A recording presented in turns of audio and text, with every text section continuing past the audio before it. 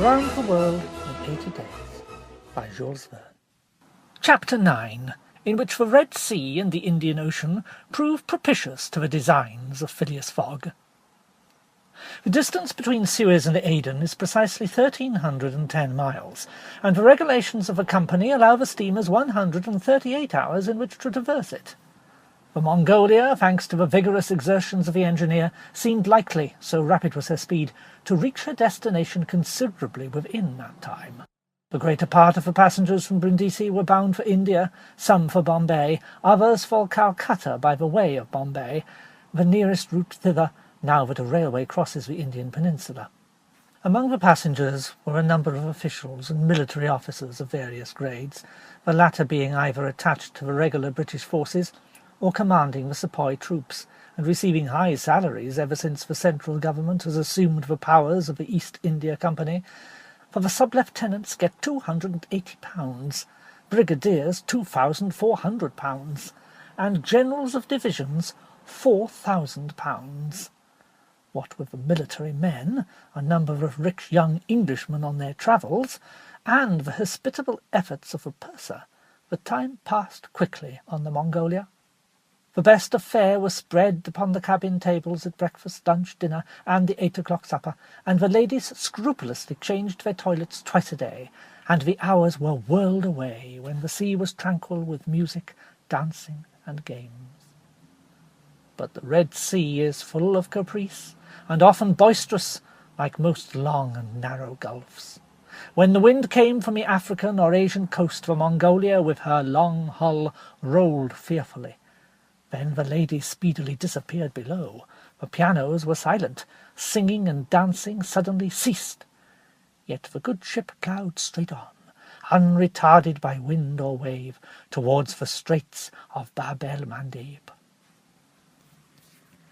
What was Phileas Fogg doing all this time? It might be thought that, in his anxiety, he would be constantly watching the changes of the wind, the disorderly raging of the billows, every chance, in short, which might force the Mongolia to slacken her speed, and thus interrupt his journey. But if he thought of these possibilities, he did not betray the fact by any outward sign.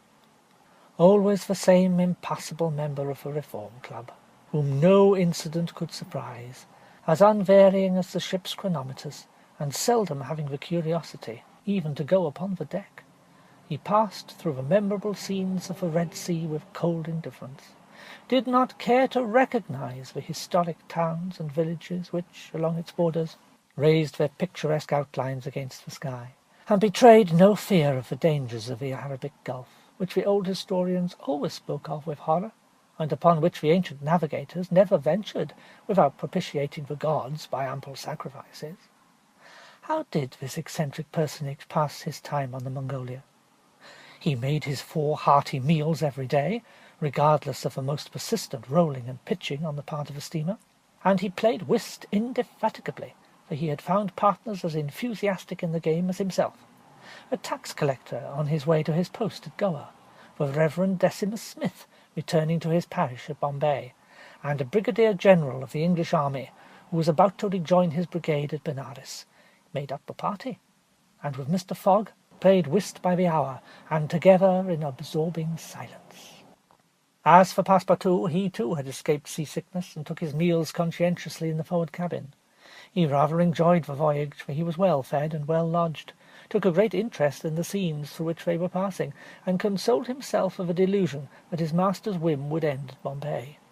He was pleased, on the day after leaving Suez, to find on deck the obliging person with whom he had walked and chatted on the quays. "If I am not mistaken, you are the gentleman who so kindly volunteered to guide me at Suez." "Ah, I quite recognize you. You are the servant of the strange Englishman." "Just so, Monsieur Fix." "Monsieur Fix. I am charmed to find you on board. Where are you bound?" "Like you, to Bombay." "That's capital. Have you made this trip before?" "Several times. I am one of the agents of the Peninsula Company." "Then you know India?" "Why, yes." "A curious place, this India?" "Oh, very curious." Mosques, minarets, temples, fakirs, pagodas, tigers, snakes, elephants. I hope you will have ample time to see the sights. I hope so, Monsieur Fix. You see, a man of sound sense ought not to spend his life jumping from a steamer upon a railway train, and from a railway train upon a steamer again, pretending to make the tour of the world in 80 days. No, all these gymnastics, you know, they will be sure to cease at Bombay. And Mr. Fogg is getting on well? Asked Fix, in the most natural tone in the world. Oh, quite well, and I too. I eat like a famished ogre. It's the sea air. But I never see your master on deck. Never. He hasn't the least curiosity. Do you know, Mr. Passepartout, that this pretended tour in 80 days may conceal some secret errand, perhaps a diplomatic mission? Faith, Monsieur Fix, I assure you, I know nothing about it, nor would I give half a crown to find out. After this meeting, Passepartout and Fix got into the habit of chatting together, the latter making it a point to gain the worthy man's confidence. He frequently offered him a glass of whisky or pale ale in the steamer's bar-room, which Passepartout never failed to accept with graceful alacrity, mentally pronouncing Fix the best of good fellows. Meanwhile the Mongolia was pushing forward rapidly. On the 13th, Mocha, surrounded by its ruined walls, whereon date trees were growing, and on the mountains beyond were espied vast coffee fields. Passepartout was ravished to behold this celebrated place, and thought that, with its circular walls and dismantled fort, it looked like an immense coffee cup and saucer. The following night they passed through the Strait of Bab el Mandeb, which means in Arabic the Bridge of Tears, and the next day they put in at Steamer Point, northwest of Aden Harbour, to take in coal. This matter of fueling steamers is a serious one at such distances from the coal mines. It costs the Peninsular Company some £800,000 a year. In these distant seas, coal is worth £3 or £4 sterling a ton. The Mongolia still had 1,650 miles to traverse before reaching Bombay, and was obliged to remain 4 hours at Steamer Point to coal up. But this delay, as it was foreseen, did not affect Phileas Fogg's programme. Besides, the Mongolia, instead of reaching Aden on the morning of the 15th, when she was due, arrived there on the evening of the 14th, a gain of 15 hours. Mr. Fogg and his servant went ashore at Aden to have the passport again visaed. Fix, unobserved, followed them. The visa procured, Mr. Fogg returned on board to resume his former habits, while Passepartout, according to custom, sauntered about among the mixed population of Somalis, Banyans, Parsis, Jews, Arabs, and Europeans, who comprise the 25,000 inhabitants of Aden. He gazed with wonder upon the fortifications which make this place the Gibraltar of the Indian Ocean, and the vast cisterns where the English engineers were still at work, 2,000 years after the engineers of Solomon. Very, very curious. I see that it is by no means useless to travel if a man wants to see something new. At 6 p.m. the Mongolia slowly moved out of the roadstead, and was soon once more on the Indian Ocean. She had 168 hours in which to reach Bombay, and the sea was favourable, the wind being in the northeast, and all sails aiding the engine. The steamer rolled but little. The ladies in fresh toilets reappeared on deck, and the singing and dancing were resumed. The trip was being accomplished most successfully, and Passepartout was enchanted with a congenial companion which chance had secured him in the person of a delightful Fix. On Sunday, October the 20th, towards noon, they came in sight of the Indian coast. 2 hours later, the pilot came on board. A range of hills lay against the sky in the horizon, and soon the rows of palms which adorn Bombay came distinctly into view. The steamer entered the road formed by the islands in the bay, and at 4:30 she hauled up at the quays of Bombay. Phileas Fogg was in the act of finishing the 33rd rubber of the voyage, and his partner and himself, having, by a bold stroke, captured all 13 of the tricks, concluded this fine campaign with a brilliant victory. The Mongolia was due at Bombay on the 22nd. She arrived on the 20th. This was a gain to Phileas Fogg of 2 days since his departure from London, and he calmly entered the fact in the itinerary. in the column of gains. End of chapter 9.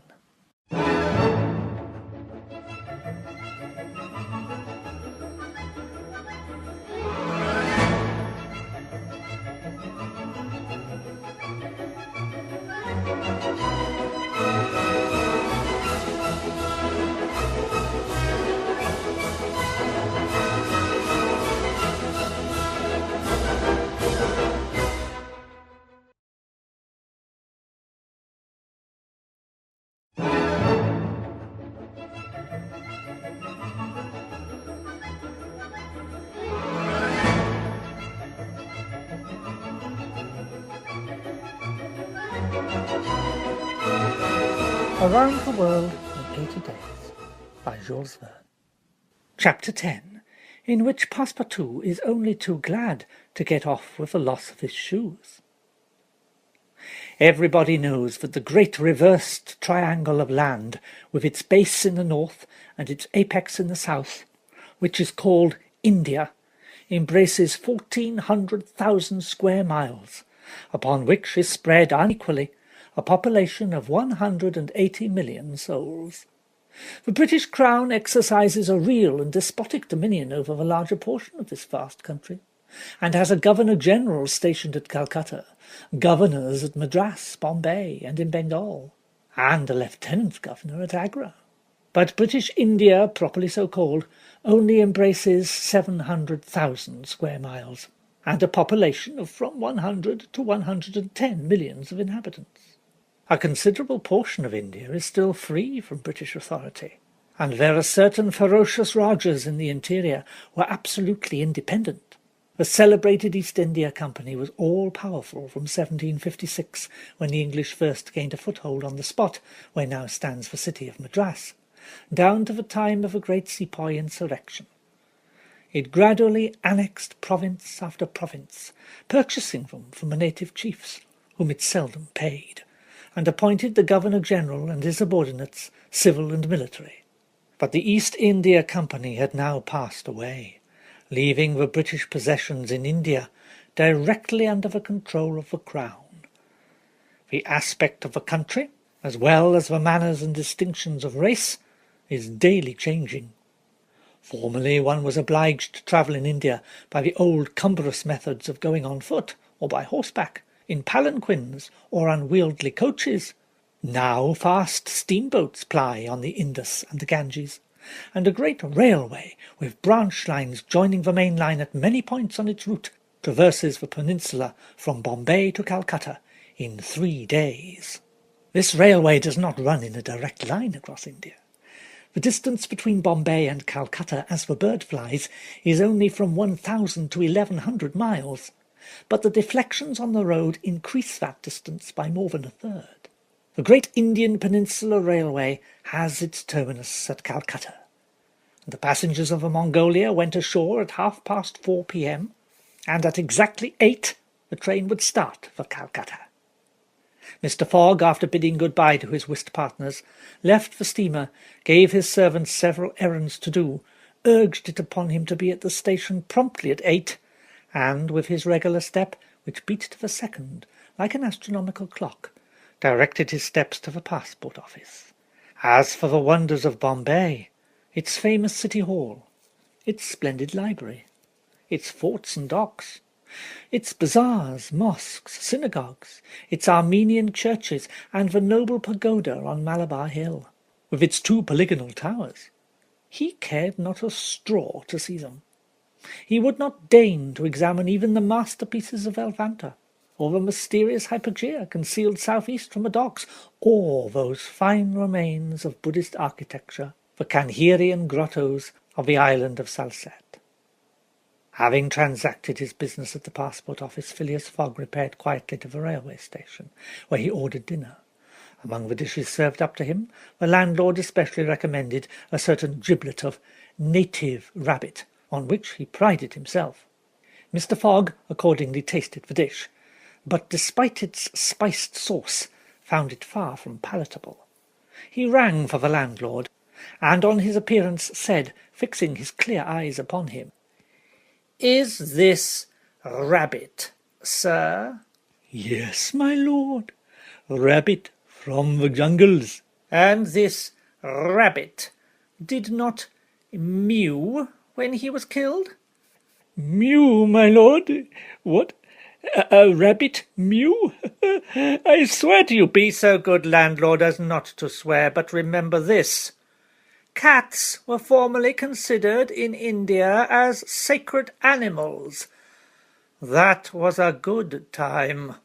"For the cats, my lord." "And perhaps for travellers too." After which Mr. Fogg quietly continued his dinner. Fix had gone on shore shortly after Mr. Fogg, and his first destination was the headquarters of the Bombay police. He made himself known as a London detective, told his business at Bombay and the position of affairs relative to the supposed robber, and nervously asked if a warrant had arrived from London. It had not reached the office. Indeed, there had not yet been time for it to arrive. Fix was sorely disappointed, and tried to obtain an order of arrest from the director of the Bombay police. This the director refused, as the matter concerned the London office, which alone could legally deliver the warrant. Fix did not insist, and was fain to resign himself to await the arrival of the important document. But he was determined not to lose sight of the mysterious rogue as long as he stayed in Bombay. He did not doubt for a moment, any more than Passepartout, that Phileas Fogg would remain there, at least until it was time for the warrant to arrive. Passepartout, however, had no sooner heard his master's orders on leaving the Mongolia than he saw at once that they were to leave Bombay as they had done Suez and Paris, and that the journey would be extended, at least, as far as Calcutta, and perhaps beyond that place. He began to ask himself if this bet that Mr. Fogg talked about was not really in good earnest, and whether his fate was not in truth forcing him, despite his love of repose, around the world in 80 days.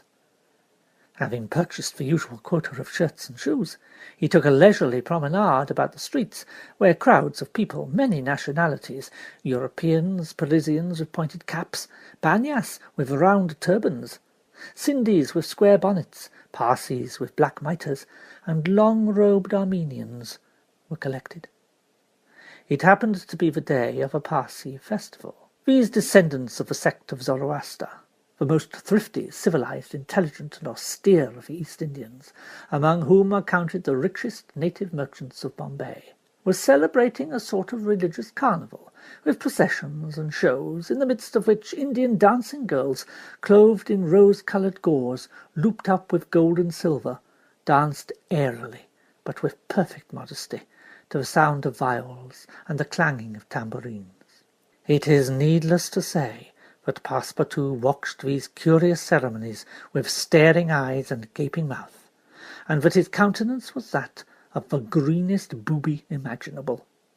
Unhappily for his master, as well as himself, his curiosity drew him unconsciously farther off than he intended to go. At last, having seen the Parsi carnival wind away in the distance, he was turning his step towards the station, when he happened to espy the splendid pagoda on Malabar Hill, and was seized with an irresistible desire to see its interior. He was quite ignorant that it is forbidden to Christians to enter certain Indian temples, and that even the faithful must not go in without first having left their shoes outside the door. It must be said here that the wise policy of the British government severely punishes a disregard of the practices of the native religions. Passepartout, however, thinking no harm, went in like a simple tourist, and was soon lost in admiration of the splendid Brahmin ornamentation which everywhere met his eyes, when of a sudden he found himself sprawling on the sacred flagging. He looked up to behold 3 enraged priests, who forthwith fell upon him, tore off his shoes, and began to beat him with loud, savage exclamations. The agile Frenchman was soon upon his feet again, and lost no time in knocking down 2 of his long-gowned adversaries with his fists, and a vigorous application of his toes. Then, rushing out of the pagoda as fast as his legs could carry him, he soon escaped the 3rd priest by mingling with the crowd in the streets. At 5 minutes before 8, Passepartout, hatless, shoeless, and having in the squabble lost his package of shirts and shoes, rushed breathlessly into the station. Fix, who had followed Mr. Fogg to the station, and saw that he was really going to leave Bombay, was there upon the platform. He had resolved to follow the supposed robber to Calcutta, and farther if necessary. Passepartout did not observe the detective, who stood in an obscure corner, but Fix heard him relate his adventures in a few words to Mr. Fogg. "I hope that this will not happen again," said Phileas Fogg coldly, as he got into the train. Poor Passepartout, quite crestfallen, followed his master without a word. Fix was on the point of entering another carriage, when an idea struck him which induced him to alter his plan. "No, I will stay. An offence has been committed on Indian soil. I've got my man." Just then the locomotive gave a sharp screech, and the train passed out into the darkness of the night. End of chapter 10.